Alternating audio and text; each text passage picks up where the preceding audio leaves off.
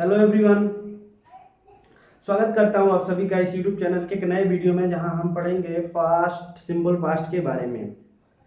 तो ये देखिए, मैंने सब नोट कर दिया है और ताकि वीडियो लंबा ना बने और आपको अच्छे तरीके से समझा दूं और समझाने में भी कुछ ज़्यादा समय भी मिल जाएगा और नोट करने में टाइम लग जाता है, इसीलिए मैंने पहले नोट कर दिया है। और चलिए हम जानते हैं कि सिंपल पास्ट की पहचान क्या होती है उसकी और उसके अफर्मेटिव सेंटेंस कौन कौन से होते हैं, कैसे उसको ट्रांसलेट किया जाता है, नेगेटिव क्या होता है, कैसे उसको ट्रांसलेट किया जाता है, इंट्रोगेटिव एंड इंट्रोगेटिव नेगेटिव, इस सब के बारे में चलिए पढ़ते हैं। देखिए यहाँ पे लिखा हुआ है सिंपल पास्ट। सिंपल पास्ट यहाँ लिखा हुआ है सिंपल पास्ट कर रहा है नाउन एडजेक्टिव प्लस था थे थी। इसका कहने का मतलब ये है कि वाक्य के लास्ट में, वाक्य के अंत में एक नाउन होगा, उसके बाद था थे थी आता है। एक नाउन होगा, उसके बाद था थे थी आता है, वही पहचान है, उसी से हम पहचानेंगे। ऐसा सोच लीजिए कि है, प्रेजेंट में है, हूँ, हो आता है, पास्ट में था थे थी आता है और फ्यूचर में गागेगी आता है। यही होता है। अब वो प्रेजेंट चाहे किसी भी टेंस में हो, present continuous, present indefinite, present perfect में हो, पर लास्ट में है, हूँ, हो जरूर रहता है। तो उसी तरह पास्ट का भी होता है। पास्ट इंडेफिनिट में भी था थे थी आता है। कहीं कहीं ऐसा होता है कि नहीं आता है पास्ट का, बट फ्यूचर और प्रेजेंट का सब में आता है। तो इसी से हमको पता चलता है कि ये पास्ट सिंपल पास्ट है और पास्ट टेंस का सेंटेंस है। इसी के पहचान से हम लास्ट में, किसी भी वाक्य के लास्ट में हम देखेंगे कि वहां था थे थी रहता है और प्रेजेंट में है, हूं, हो रहता है। तो चलिए देखिए इस पे, और उसके पहले नाउन या एडजेक्टिव रहेगा, वो सिर्फ सिंपल पास्ट के लिए। सिंपल पास्ट में ऐसा होता है, याद रखिएगा कि ये सिंपल पास्ट में होता है, बाकी के लिए अलग होता है।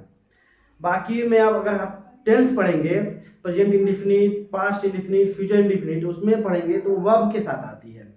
तो ये सिंपल पास्ट है और ये नाउन और एडजेक्टिव के साथ आता है। तो देखिए मैंने लिखा है कि नाउन और एडजेक्टिव के बाद था थे थी, यही इसकी पहचान है। जैसे हम विद्यार्थी थे तो हम विद्यार्थी थे, ये सिंपल पास्ट का सेंटेंस है।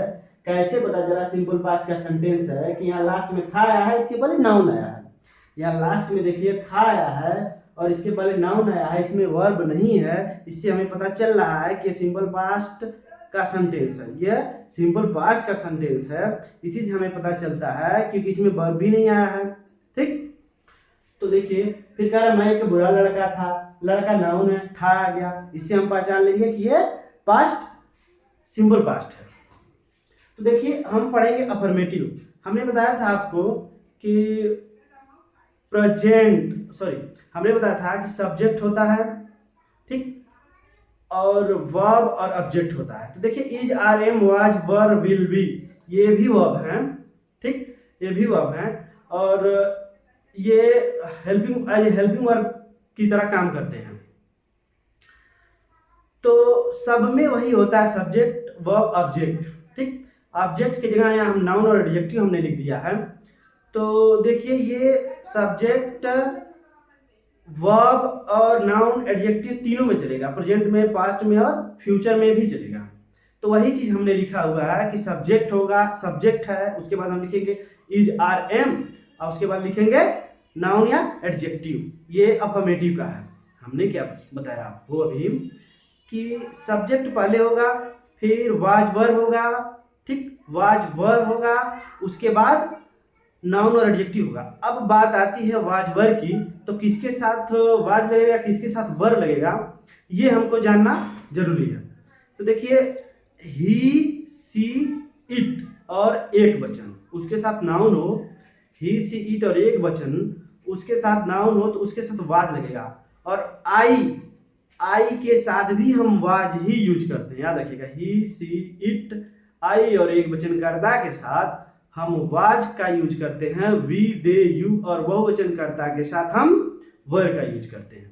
क्या हमने बताया कि आई, ही, सी, इट और एक वचन कर्ता के साथ हम वाज यूज करते हैं और वी दे यू और बहुवचन कर्ता के साथ हम वर यूज करते हैं, तो इसको सबसे इस वाज और वर यूज करने से पहले हम वाक्य में जो हमारा सेंटेंस होगा उसमें हम सब्जेक्ट को ढूंढेंगे और सब्जेक्ट को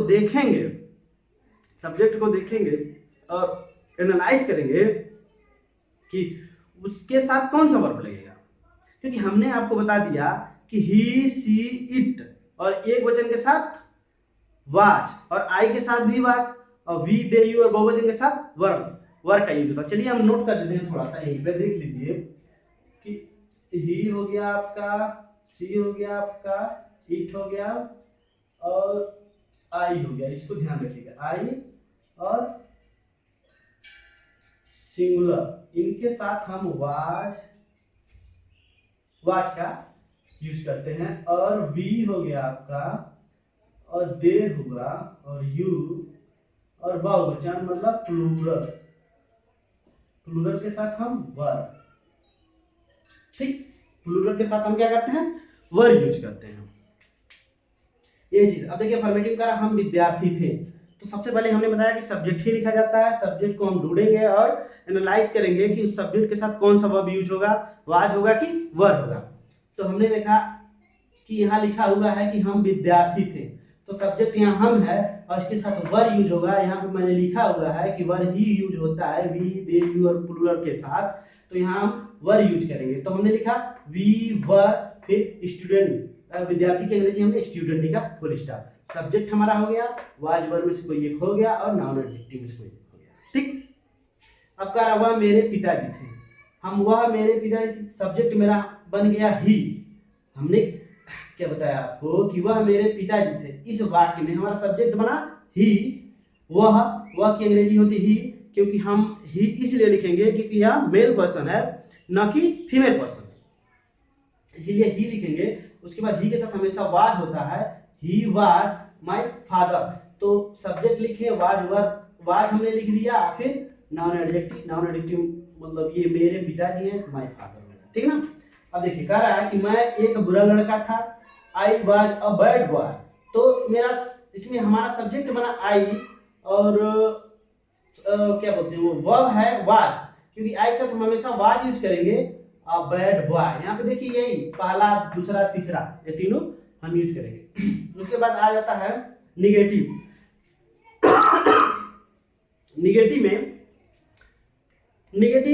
देखिए निगेटिव पहचानने का एक तरीका है कि उस सेंटेंस, कोई भी सेंटेंस हो या वाक्य हो, उसमें नहीं शब्द जुड़ा रहता है, ठीक है, उसमें नहीं शब्द जुड़ा रहता है और वो वाक्य नकारात्मक का भाव उत्पन्न करता है।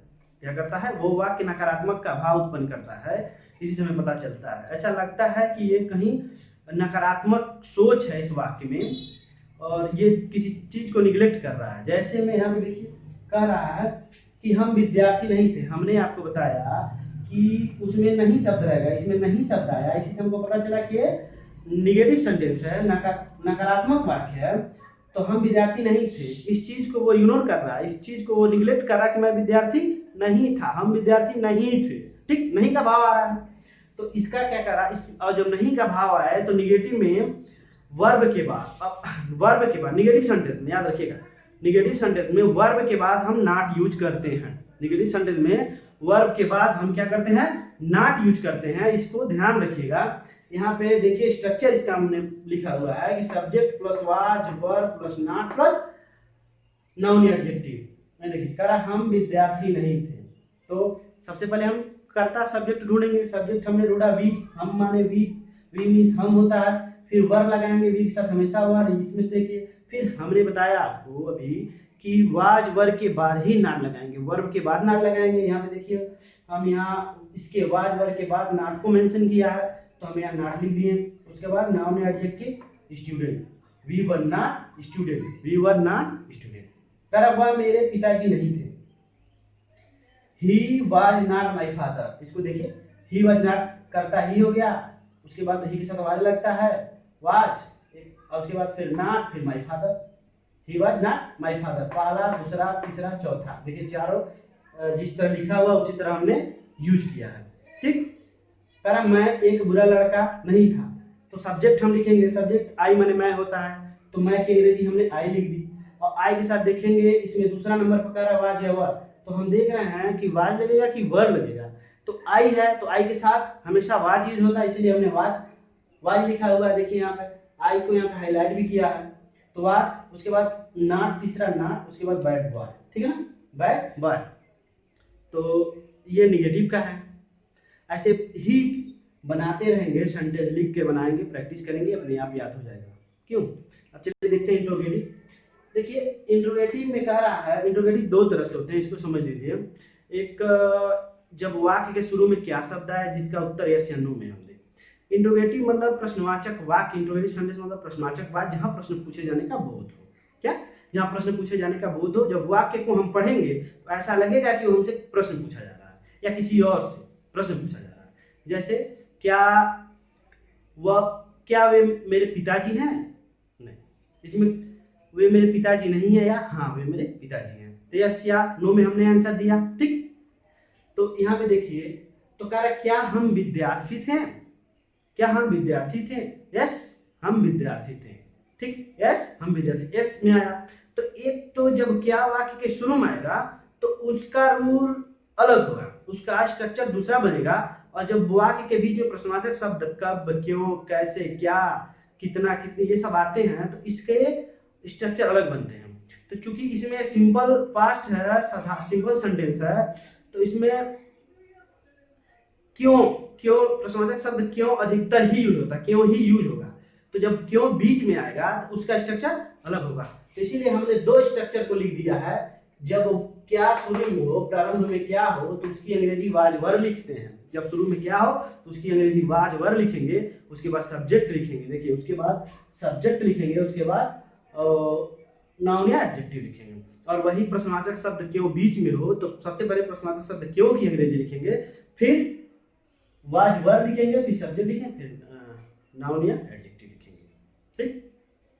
देख लीजिए, करा हम विद्यार्थी थे, तो क्या करा, यहाँ क्या शुरू में आ गया है तो इसकी पहला स्ट्रक्चर फॉलो होगा वाज या वर, तो वर होगा, वर क्योंकि कर्ता भी है, तो were we student, were we student.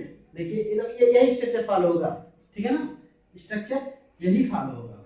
अब यहाँ कह रहा है कि हम विद्यार्थी क्यों थे। देखिए क्यों बीच में आ गया, तो हमने बताया जब क्यों बीच में आए तो क्यों की अंग्रेजी लिखेंगे। तो वाई माने क्यों होता है, तो हमने लिखा WHY वाई। उसके बाद कह रहा है वर, देखिए उसके बाद कह रहा है वह क्वेश्चन वर्ड है, इसको हमने लिखा है क्वेश्चन वर्ड। तो क्वेश्चनल वर्ड, इसको हमने लिखा है क्वेश्चनल वर्ड। तो ये वाज वर में से कोई एक वर हमने यूज किया क्योंकि कर्ता वी है, तो वाई वर वी स्टूडेंट, ठीक, स्टूडेंट। अब ये भी उसी तरह बना, मैं एक बुरा लड़का था, was I a bad boy, क्योंकि क्या पहले आया है इसीलिए हम क्या की अंग्रेजी वाज वर से लिखेंगे। और वाज इसलिए हमने लिखा है, वाज इसलिए हमने लिखा है क्योंकि कर्ता आई है, ठीक। अब देखिए करा मैं एक बुरा लड़का क्यों था, मैं एक बुरा लड़का क्यों था, क्यों बीच में आया है तो इसलिए हम क्यों की अंग्रेजी पहले लिखेंगे। हमने क्यों की अंग्रेजी पहले लिखा, why was I a bad boy, यहाँ क्वेश्चन मार्क लग जाएगा, ठीक।